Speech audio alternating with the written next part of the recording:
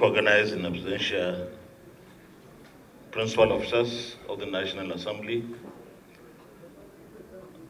our guest lecturer, former Speaker of the House of Representatives,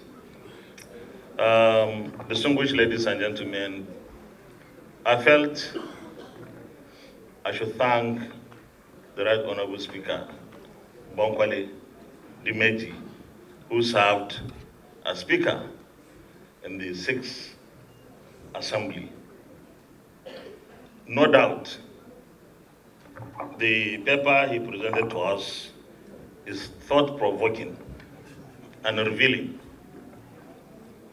And I felt I should say one or two things as a key participant in so many activities of the National Assembly from 1999.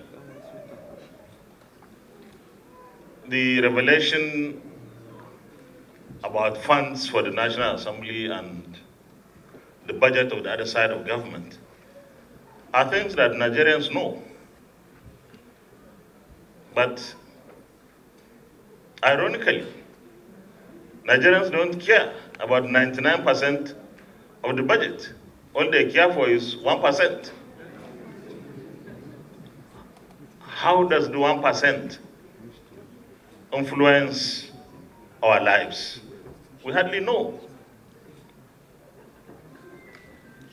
Beyond people voting,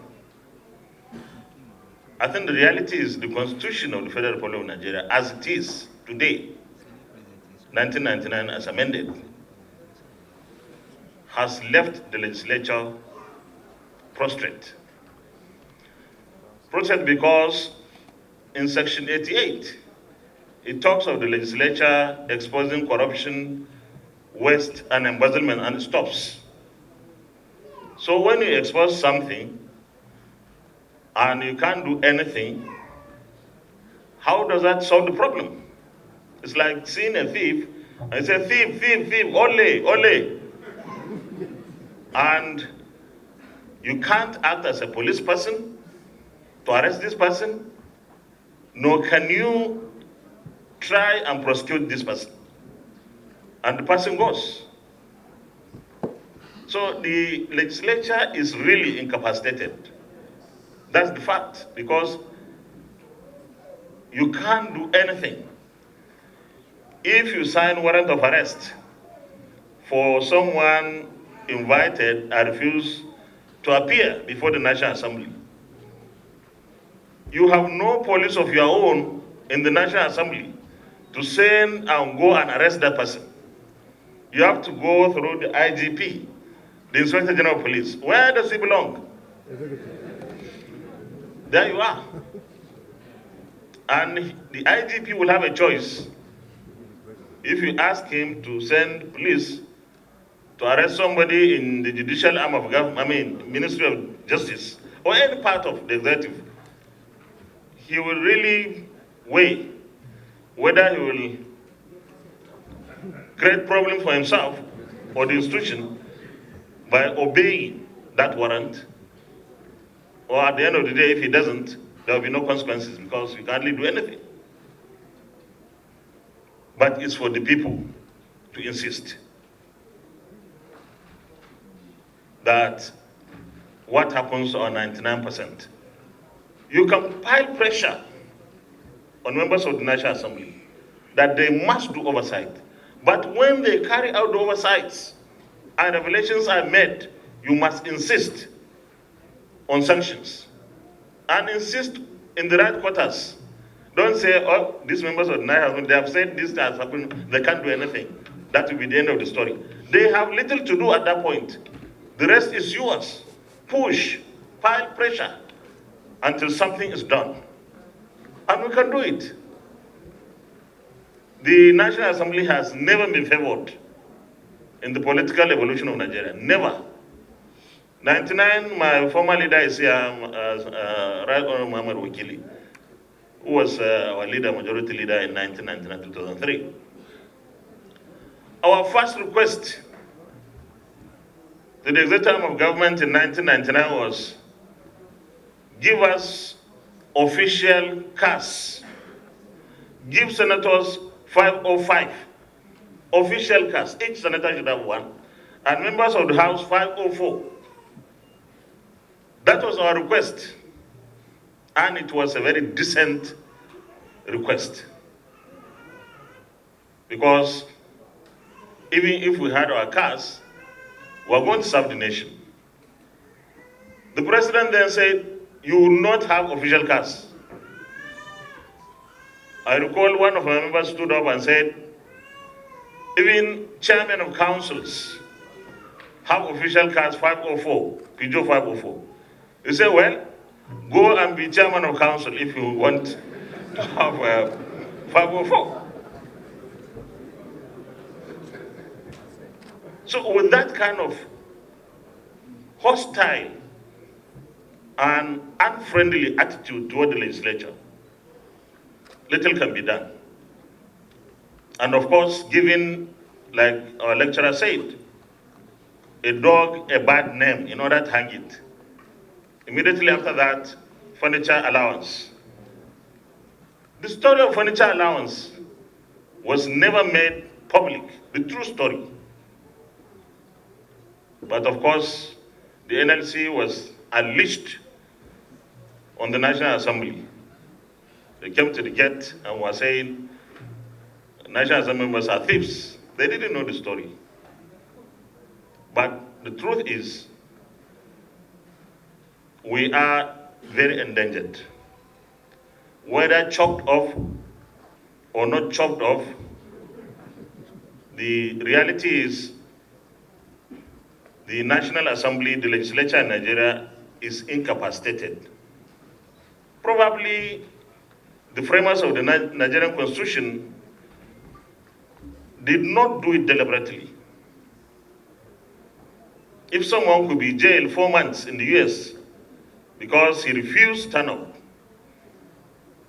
having been subpoenaed, that cannot happen in Nigeria. It can't happen because somebody refuses to stand up. Who will jail him? Until the people themselves are mobilized to fight for democracy, to stand for democracy, not against the legislature, because this time is, if you want to reform the Nigerian economy, reduce the budget of the National Assembly. And 2022 budget, we have just 0.8%. 0.8% of the national budget. How does that reform the economy? If you take all of it, an economy, a budget of 17 trillion, you have 120 something or 130 billion. But people will always talk about the National Assembly. Once I said and I was misquoted, and press, please don't misquote me again, that the budget of the National Assembly is the budget to develop democracy in Nigeria. And the people, if citizens feel the current crop of members of the National Assembly are not good enough, 2023 is there.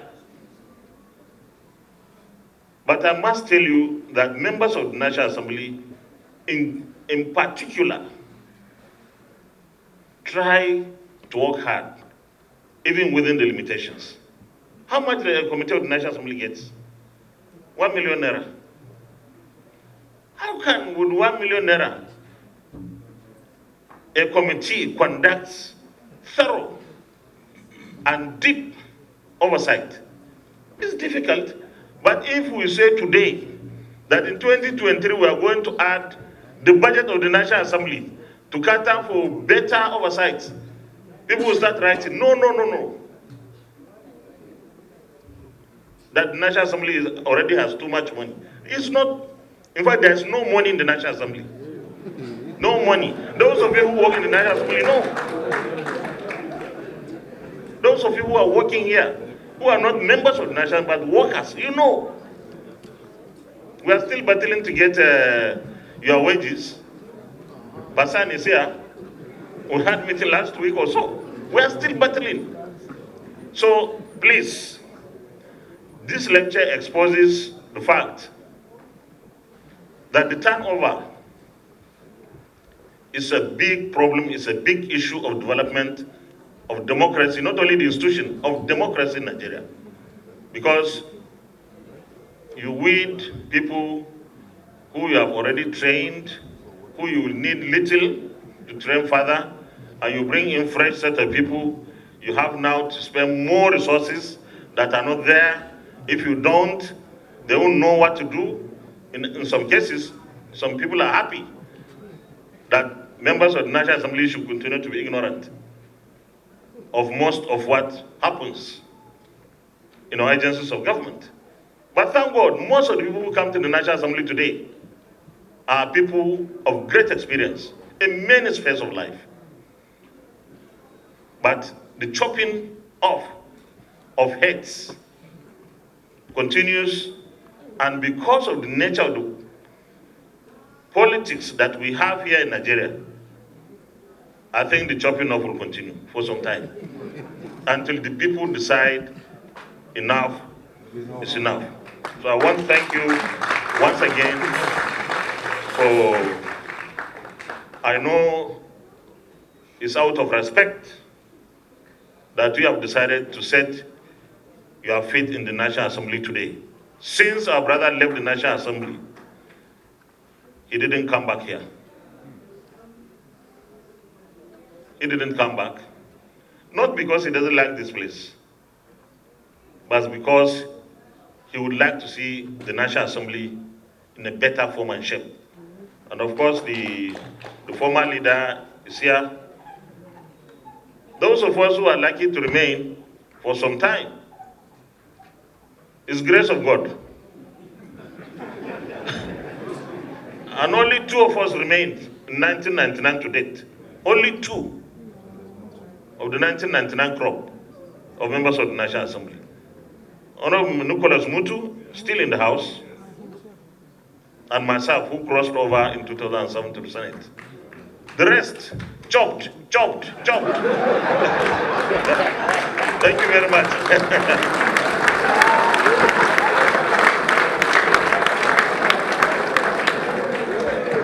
Please, thank you very much, Your Excellency.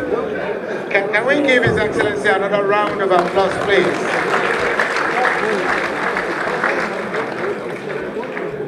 I think they want